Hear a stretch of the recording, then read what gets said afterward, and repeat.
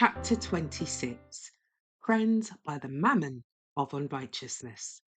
This chapter is based on Luke chapter 16, verses 1 to 9. Christ's coming was at a time of intense worldliness. Men were subordinating the eternal to the temporal, the claims of the future to the affairs of the present. They were mistaking phantoms for realities and realities for phantoms. They did not, by faith, behold the unseen world. Satan presented before them the things of this life as all attractive and all absorbing, and they gave heed to his temptations. Christ came to change the order of things. He sought to break the spell by which men were infatuated and ensnared. In his teaching, he sought to adjust the claims of heaven and earth, to turn men's thoughts from the present to the future.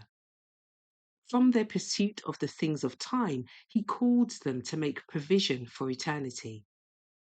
There was a certain rich man, he said, which had a steward, and the same was accused unto him that he had wasted his goods. The rich man had left all his possessions in the hands of his servant, but the servant was unfaithful, and the master was convinced that he was being systematically robbed. He determined to retain him no longer in his service, and he called for an investigation of his accounts. How is it, he said, that I hear this of thee? Give an account of thy stewardship, that thou mayest be no longer steward. With the prospect of discharge before him, the steward saw three paths open to his choice. He must labour, beg, or starve. And he said within himself, What shall I do? For my Lord hath taken away from me the stewardship. I cannot dig. To beg I am ashamed. I am resolved what to do, that when I am put out of the stewardship, they may receive me into their houses. So he called every one of the Lord's debtors unto him, and said unto the first, How much owest thou unto my Lord?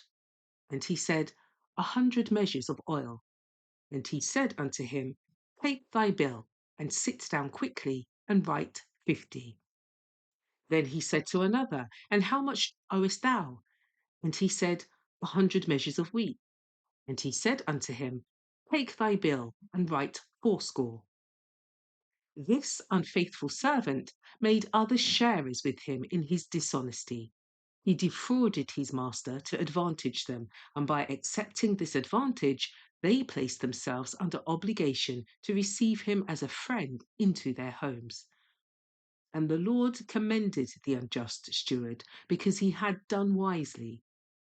The worldly man praised the sharpness of the man who had defrauded him. But the rich man's commendation was not the commendation of God. Christ did not commend the unjust steward, but he made use of a well-known occurrence to illustrate the lesson he desired to teach. Make for yourselves friends by means of the mammon of unrighteousness, he said, that when it shall fail, they may receive you into the eternal tabernacles.